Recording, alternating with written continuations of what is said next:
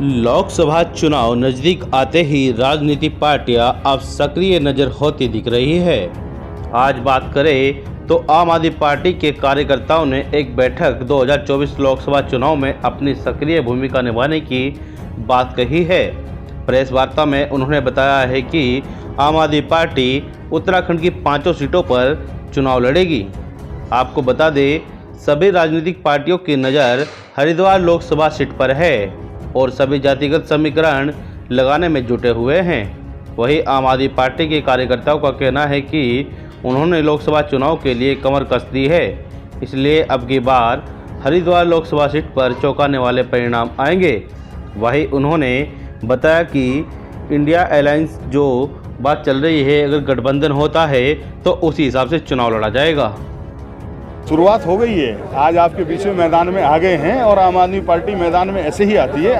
आम आदमी पार्टी में कोई ऐसा नहीं होता जैसे और दूसरी बड़ी पार्टियों में होता है, कोई बड़े चेहरे आते हैं। आम आदमी पार्टी में ऐसी शुरुआत होती है और आम आदमी पार्टी तैयार है, पूरे देश में तैयार है। और हरिद्वार तो ये धर्म नगरी है, यहाँ तो हमने पूरी कमर कस के चुनाव लड़ना है और मजबूती से। और मुझे उम्मीद है कि हरिद्वार के जो निवासी हैं, हरिद्वार की जो इस धर्म नगरी में 7 लाख से ऊपर तो मुस्लिम्स वोटर हैं, तो निश्चित इस बार यहाँ पे परिणाम आएंगे, वो चौंकाने वाले आएंगे।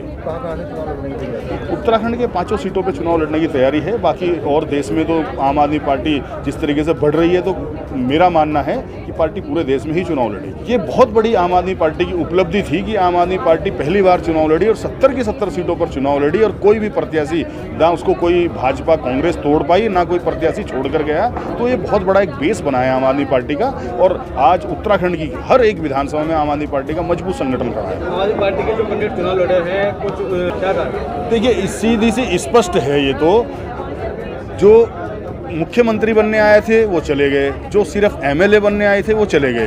तो जिसको मुख्यमंत्री बनना था, एमएलए बनना था, वो चले गए। और जो इस पार्टी में, ये क्रांतिकारी पार्टी, इस पार्टी में रहना है, इस पार्टी की जो अरविंद केजरीवाल जी की नीति है पूरे देश में उनको अगर फैलाना है, वो इस पार्टी में अभी भी टिके हुए हैं। 1-2 साथी और भी हैं। चले गए, जबरदस्ती बुलाया गया। देखिए, मैंने बताया जबरदस्ती तो कुछ नहीं होता, लेकिन वो लोग आए ही सिर्फ सत्ता के लिए थे और यह भी कह सकते हैं कि वो कहीं ना कहीं प्रायोजित थे। ये भी है, हो सकता है, लेकिन वो लोग कहीं ना कहीं सिर्फ और सिर्फ सत्ता के लालच से आए थे। जब उनको लगा कि आम आदमी पार्टी यहाँ अभी सत्ता में नहीं आई, तो उनके बस की बात नहीं थी कि वो संघर्ष कर पाएँ, क्योंकि क्रांतिकारी पार्टी में क्रांतिकारी नेता ही खिप पाएंगे। देखिए, भारतीय जनता पार्टी डरी हुई है और तानाशाही कर रही है। आम आदमी पार्टी को किसी भी हाल में रोकना चाहती है, लेकिन सच्चाई इससे बहुत परे है।